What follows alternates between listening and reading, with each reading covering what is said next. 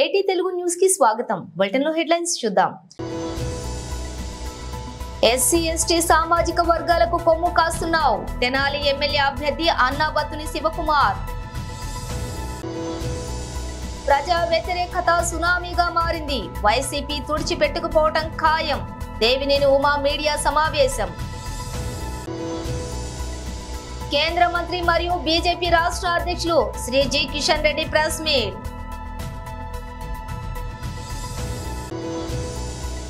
వాహనదారులు traffic signal కూడలి వద్ద గ్రీన్ మ్యాట్ రూఫ్ ఏర్పాటు చేసి ఉపశమనం కలిగించారు.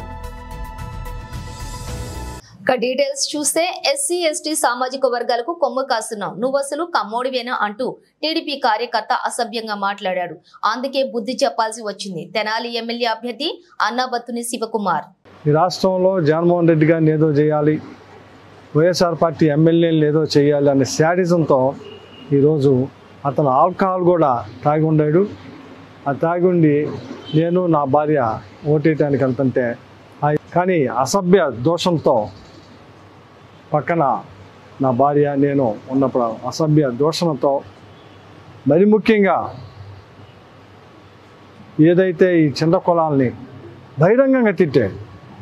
మాలా మాదిగలకు అండగాసే పార్టీ, మైనార్టీలకు అండగాసే పార్టీ, ఇట్లాంటి పార్టీలో ఈ లంజోడుగా అసలు కమ్మాడేనా, వీడు కమ్మాడేనా, ఈ మాటలు సేమ్ వర్డ్స్ నన్ను పట్టుకొని నా భార్య ముందు అక్కడ ఓటర్స్ అందరూ ఉన్నారు, చాలామంది ఉన్నారు, చాలామంది కమ్మాళ్ళే ఉంది, ఎస్సీలో ఉన్నారు, మైనార్టీలో ఉన్నారు. ఎందుకంటే మా ఐతా నగర్లో కమ్మాస్ ఉన్నారు, ఎస్సీస్ ఉన్నారు. నేను ఓటేసే బూతు 4 వార్డులు సంబంధించింది. అక్కడ ఎస్సీ ఎస్టీ బీసీ మైనార్టీ కమ్మ వీళ్ళందరూ ఉన్నారు. వాళ్ళందరి ముందే అన్నాడు ఈ లంజా అడుకొని నన్ను, అంటే కమ్మాండి కాబట్టి, ఎందుకంటే అతను నేను ఇద్దరం కమ్మాలమే. ఆ రకమైన భాష వచ్చినప్పుడు ఏంట్రా నువ్వు మాట్లాడేది అని చెప్పి నేను చేయి చేసుకుందా, నిజమే ఏంట్రా నువ్వు మాట్లాడింది అని చెప్పి చేయి మీద ఇలా వేసి ఈ రకమైన భాష, ఎందుకంటే ఈ తెనాలి ప్రజలందరికీ తెలుసు నేనేంటి అలాంటి. కానీ దీన్ని వక్రీకరించి వాడి అన్న మాటలను ప్రజెంట్ చేయకుండా ఏబిఎన్, TV5 లేదు ఫేస్బుక్లో వీటితో ట్రోలింగ్ చేసుకుంటూ తెలుగుదేశం పార్టీకి ఏదో సింపథైజర్గా తీసుకురావాలన్న ఉద్దేశంతో దీన్ని రకరకాలుగా మలుస్తూ ఉన్నారు. అందుకే ప్రజలకు ఒక క్లారిటీ కోసం అక్కడ ఉన్న ఓటర్లందరికీ తెలుసు. వాళ్ళు మళ్ళీ మాకు చెబుతున్నారు అలా పొద్దున్నుంచి వీడు తాగి వచ్చి ఇలాగే ఇక్కడ హెరాస్మెంట్ చేస్తున్నాడు, పెద్ద హెరాస్మెంట్ చేస్తున్నారు. ఎవరైనా ఇప్పుడు మాలా మాదిగా లేకపోతే మైనార్టీని ముస్లిం అని లేకపోతే సాయిబాడు అని తిడితే ఊరుకుంటానా? ఇక్కడ ఉన్నాళ్ళు. ప్రజా వ్యతిరేకత సునామీగా మారింది. వైసీపీ తుడిచిపెట్టుకుపోవటం ఖాయం. మాజీ మంత్రి దేవినేని ఉమామహేశ్వరరావు మీడియా సమావేశం. ఇంకా 3500 బూతుల్లో పోలింగ్ ప్రక్రియ జరుగుతూ ఉంది. ఎన్ని ఇబ్బందులు ఎదురైనా కసిగా, పట్టుదలగా, అంకిత భావంతో దేశ విదేశాల నుంచి, పక్క రాష్ట్రాల నుంచి, రాష్ట్రంలోని ప్రతి ఓటర్ మహాశయులు కూడా భారీ ఎత్తున తరలి వచ్చి ఇంకా పోలింగ్ కేంద్రాల్లో నిలబడి ఓటింగ్ ప్రక్రియలో పాల్గొంటూ ఉంటే సజ్జల రామకృష్ణారెడ్డికి కళ్ళు బయలు గమ్ముతూ ఉన్నాయి. ఓటమి స్పష్టంగా సజ్జల ముఖంలో కనపడతా ఉంది. తాడేపల్లి ప్యాలెస్ మాటలో సజ్జల మాటల్లో డొల్లతనం బట్టబయలవుతూ ఉంది. ఈరోజు చాలా బేలగా ఎలక్షన్ కమిషన్ మీద నిందలేస్తున్నాడు. అధికారులు బదిలీల మీద బురజల్లుతూ ఉన్నాడు. నంగనాసిలాగా ఇంకా రేపు కౌంటింగ్ ఏజెంట్లు నిలబెట్టుకోవటానికి ఇంకా బడాయి కబుర్లు చెప్తున్నాడు. సజ్జల, జగన్ రెడ్డి, విజయసాయిరెడ్డి, వైవి సుబ్బారెడ్డి, పెద్దిరెడ్డి, మీ కేల్ కథం. మీ దుకాణం బంద్. ఈ బేల మాటలు మానేయండి, ఈ పిచ్చి మాటలు మానేయండి. ఇంకా ప్రజలను నమ్మించాలని ఇవాళ సజ్జల మాటలు వింటా ఉంటే దెయ్యాలు వేదాలు వల్లించినట్టు ఇంకా అబద్ధాలు మాట్లాడుతూ ఉన్నాడు, అసత్యాలు మాట్లాడుతూ ఉన్నాడు. మీ దుర్మార్గాలు పొద్దున చిత్తూరు జిల్లా బోరగమంద గ్రామంలో మంత్రి పెద్దిరెడ్డి నియోజకవర్గంలో పోలింగ్ ఏజెంట్లు ఎత్తుకెళ్ళిపోయారు. మీరు చేసిన పాపాలకి, మీరు చేసిన దుర్మార్గాలకి మీ మాట విన్నందుకు అక్కడ ఎస్ఐ సస్పెండ్ అవుతున్నాడు. అదేవిధంగా మాచర్ల నియోజకవర్గంలో ఎన్ని అరాచకాలు ఈరోజు మీరు చేసింది, ఎన్ని దుర్మార్గాలు, ఎన్ని దాళ్ళు. చివరికి మీ ఎమ్మెల్యేని, మీ అభ్యర్థిని గృహ నిర్బంధం చేసే పరిస్థితి వచ్చింది. ఉరవకొండ 129వ బూత్లో పోలింగ్ అధికారులతో మీ వాళ్ళు వాగ్వాదానికి దిగారు. అన్నమయ్య జిల్లా పొల్లంపేట మండలంలో మా ఏజెంట్ల మీద మీ కార్యకర్తల దాడి. కడప జిల్లా చాపాడు మండలంలో గొలవలూరు గ్రామంలో టీడీపీ ఏజెంట్లను బయటికి లాగి మీరు చేసిన అరాచకాలు చెప్పలేకపోయావా సజల? శ్రీశైలం 4-5 పోలింగ్ కేంద్రాల్లో మీ నాయకులు చేసిన అరాచకాలు. పత్తిపాడు నియోజకవర్గంలో బ్యాలెట్ పేపర్లో మీరు చేసిన అరాచకాలు. పల్నాడు జిల్లా గురజాల దాచేపల్లి మండలంలో పోలింగ్ బూతుల దగ్గర మీ పార్టీ కార్యకర్తల దాడులు. కడప జిల్లా చాపాడు మండలం అనంతపురంలో టీడీపీ ఏజెంట్లను బయటికి లాగిన కార్యక్రమాలు. పల్నాడు జిల్లా సత్తెనపల్లి నియోజకవర్గం రాజుపాలెం మండలంలో కార్యకర్తల మీద మీ నాయకులు చేసిన దాడులు. ఉరవకొండ పయ్యావుల కేసు స్వగ్రామంలో మీ అభ్యర్థి విశ్వేశ్వరరెడ్డి 178 బూతులో పోలింగ్ ప్రక్రియను ఆపిన కార్యక్రమాలు. నెల్లూరు జిల్లా కమ్మవారిపాలెం గ్రామంలో మీరు అభివృద్ధి చేయలేదని అక్కడ ఎన్నికలనే గ్రామస్తులు బహిష్కరించారు. ఇంకా సిగ్గు లేకుండా అభివృద్ధి గురించి మాట్లాడుతున్నాడు సజ్జల. ఉద్ధరించానని చెప్పి మాట్లాడుతూ ఉన్నావు. ఆ గ్రామంలో ఎన్నికలనే బహిష్కరించేశారు. కడప జిల్లా పొల్లంపేటలో మల్లవారిపాలెంలో మరి వైసీపీ మన తెలుగుదేశం పార్టీ నాయకుడు జడ రాంప్రసాద్ని మీ కార్యకర్తలు దాడులు చేసింది మర్చిపోయావా? నందిగాం నియోజకవర్గంలో మాగలలో మరి టీడీపీ కార్యకర్తల మీద, నాయకుల మీద మీ గొండాలు చేసిన దాడులు. కడప జిల్లాలో భద్రతా పోలీసులు అక్కడ వైఫల్యం చెందితే మీ నాయకులు, కార్యకర్తలు అక్కడ తెలుగుదేశం పార్టీ ఏజెంట్ల మీద చేసిన దాడి. మాచర్ల నియోజకవర్గంలో ఖమ్మంపాడులో జరిగిన గొడ్డళ్ళు, వేటకొడవళ్ళు రహదారి మీద ఆందోళన చేసి మరి అక్కడ అధికారులు వచ్చి, పోలీసులు వచ్చి కంట్రోల్ చేయాల్సిన పరిస్థితి వచ్చింది. అట్లాగే విజయవాడలో కూడా వైసీపీ నాయకులు, గుండాల కనుసన్నల్లో కొంతమంది పోలీసు అధికారులు చాలా అత్యుత్సాహంగా పనిచేశారు. కేంద్ర మంత్రి మరియు బీజేపీ రాష్ట్ర అధ్యక్షులు Sri G Kishan Reddy press meet. అలాంటి ఈ యొక్క ప్రజాస్వామ్య వ్యవస్థలో లోక్సభ ఎన్నికలకు అత్యంత ప్రాధాన్యత ఉంటుంది. ఈ నేపథ్యంలో జరిగినటువంటి ఎన్నికలు చాలా సజావుగా, ప్రశాంతంగా ముగియడము నిజంగా సంతోషకరమైనటువంటి విషయం. ఈ ఎన్నికల్లో మరి అన్ని వర్గాల ప్రజలు స్వచ్ఛందంగా ముందుకొచ్చి వీటిని జయప్రదం చేయడం జరిగింది. ఓటు వేసినటువంటి ప్రజలకు, ఓటింగ్ కార్యక్రమంలో భాగస్వాములైనటువంటి అధికారులకు, రాజకీయ పార్టీ కార్యకర్తలందరికీ కూడా, మీడియా మిత్రులకు అందరికీ హృదయపూర్వకమైనటువంటి ధన్యవాదాలు తెలియజేస్తా ఉన్నాం. చాలామంది హైదరాబాద్లో సెలబ్రిటీస్ కూడా క్యూలో నిల్చొని ఓటు వేశారు.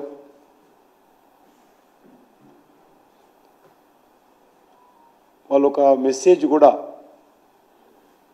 అందరూ క్యూలో నిల్చొని ఓటు వేయడం ఒక మంచి మెసేజ్గా ఈరోజు మనం భావించవచ్చు.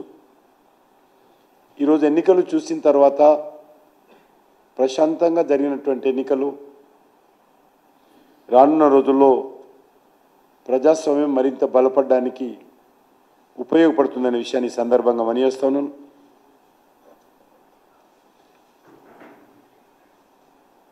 ఈసారి పోలింగు 60-62% మించి జరిగింది.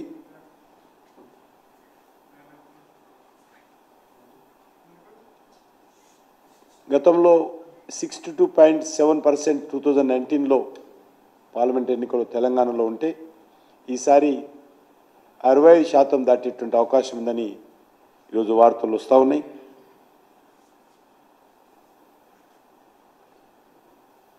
బీజేపీ సంబంధించినంత వరకు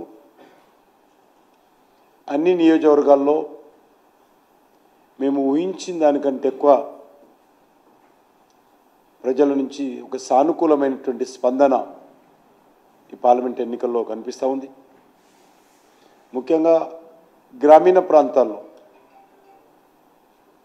ఏ గ్రామానికి కాగా నేను ముందే చెప్పడం జరిగింది. గ్రామాల్లో ఉన్నటువంటి ప్రజలు రాజకీయాలకు అతీతంగా ఈసారి మేము పార్టీని చూడము, పార్టీలను చూడము, మేము మోడీ గారిని చూస్తామనే విధంగా తీర్మానాలు చేశారని చెప్పడం జరిగింది. అది ఈరోజు అనేక గ్రామాలలో చాలా స్పష్టంగా 2023 ఎన్నికల్లో వారు టీఆర్ఎస్కి వేసినప్పటికీ లేకపోతే కాంగ్రెస్కి వేసినప్పటికీ ఈసారి మేము బీజేపీకే వేస్తామనే విధంగా ఓటర్స్ అనేక గ్రామాలలో చాలా స్పష్టంగా ముఖ్యంగా యువకులు మహిళలు ఏకమై బీజేపీని ఆదరించారు.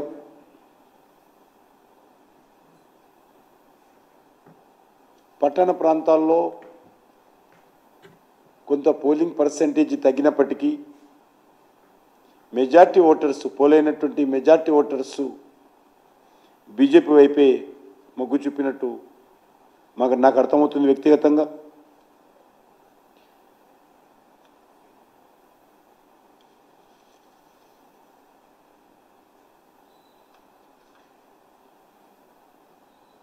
పట్టణ ప్రాంతాల్లో ముఖ్యంగా హైదరాబాద్లో పోలింగ్ పర్సెంటేజ్ తగ్గడానికి అనేక కారణాలు ఉన్నాయి. చాలామంది ఆంధ్రప్రదేశ్ ఎన్నికలు జరగడంతో చాలా నియోజకవర్గాల్లో వాళ్ళు పెద్ద ఎత్తున అక్కడ తమ ఓటు హక్కు వినియోగించుకోవడం కోసము ఆంధ్ర రాష్ట్రానికి వెళ్ళారు.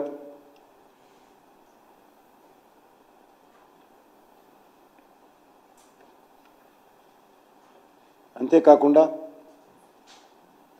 మరి ముఖ్యంగా రాజకీయ పార్టీ కార్యకర్తలు ముఖ్యమంత్రి గారు కానీ లేకపోతే బీఆర్ఎస్ నాయకులు కానీ ఎంత రెచ్చగొట్టినప్పటికీ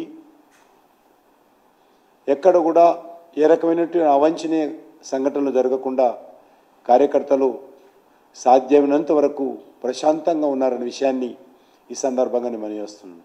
అది కాంగ్రెస్ పార్టీ కావచ్చు, లేక మరొక పార్టీ కావచ్చు, బీజేపీ కార్యకర్తలు కావచ్చు, అందరూ సమ్మేళనంతో మరి ఈ యొక్క ఎన్నికల్లో పాల్గొన్నారు. నేను అన్ని రాజకీయ పార్టీలకు కూడా, ఎందుకంటే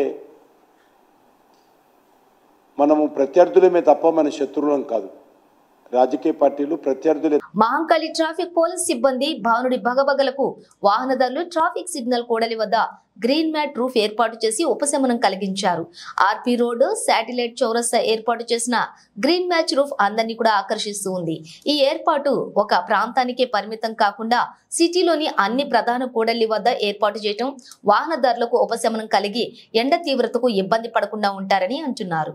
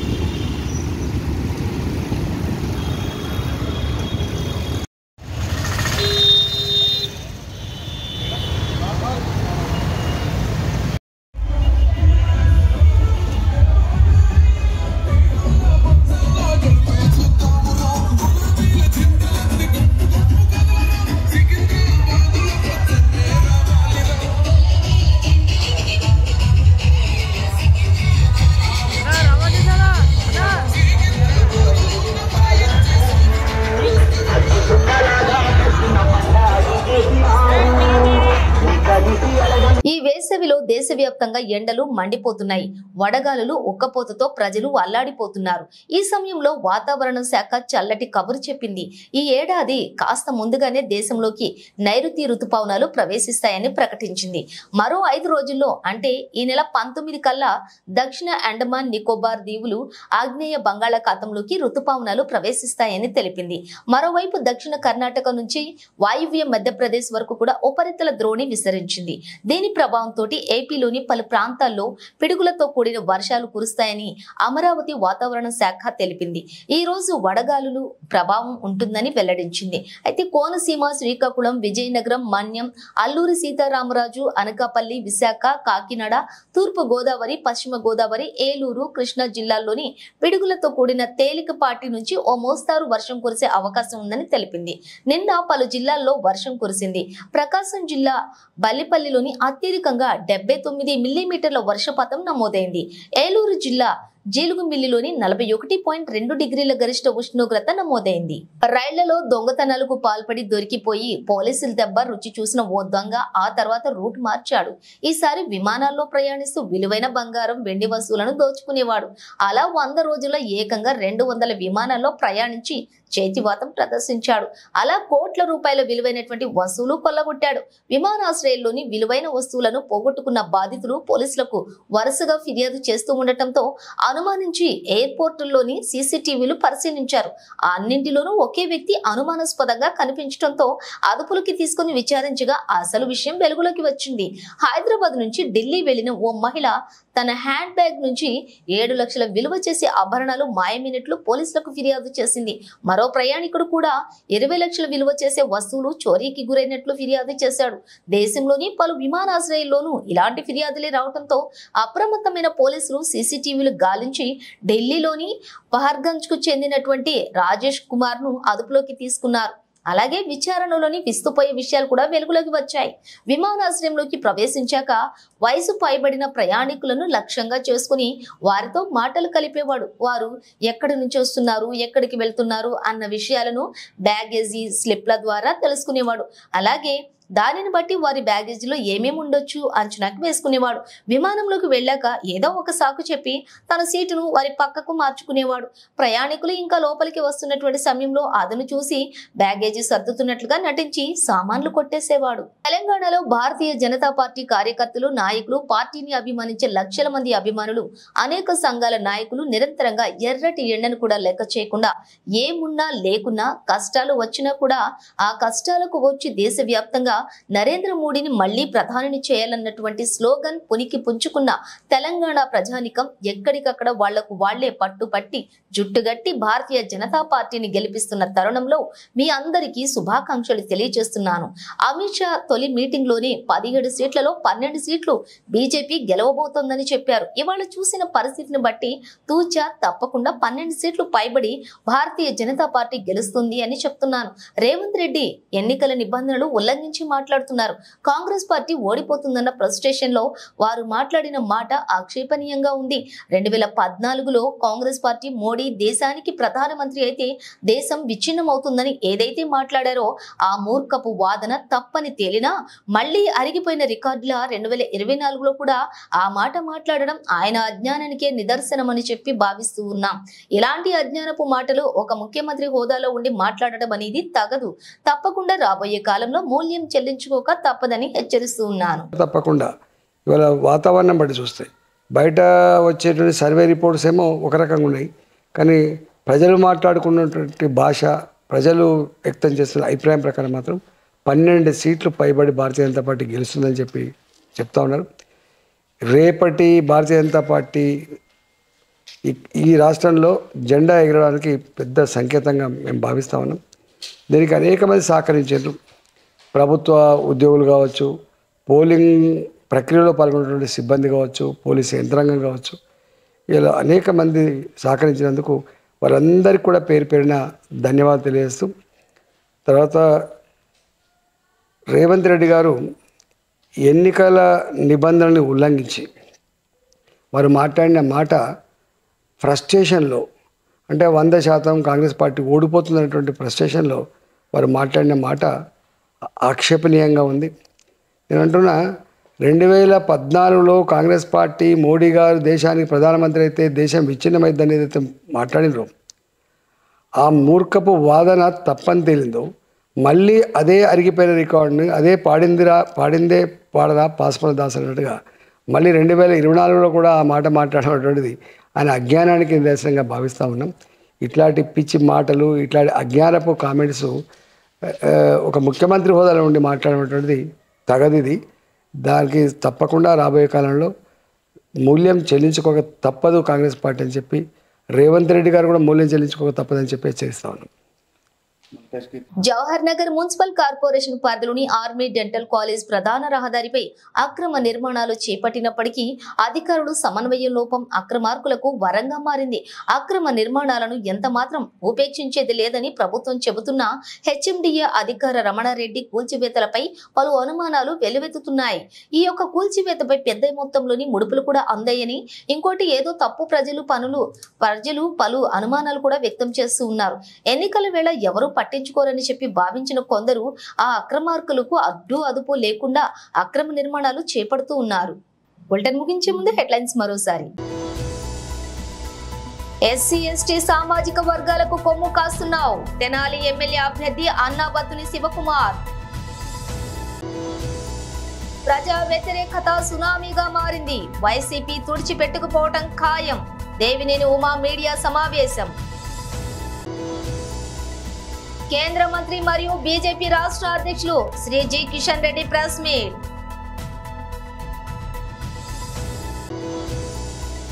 వాహనదారులు ట్రాఫిక్ సిగ్నల్ కూడలి వద్ద గ్రీన్ మ్యాట్ రూఫ్ ఏర్పాటు చేసి ఉపశమనం కలిగించారు. ఇవి బులెటిన్ విశేషాలు. మరో బులెటిన్ తో మళ్ళీ కలుద్దాం.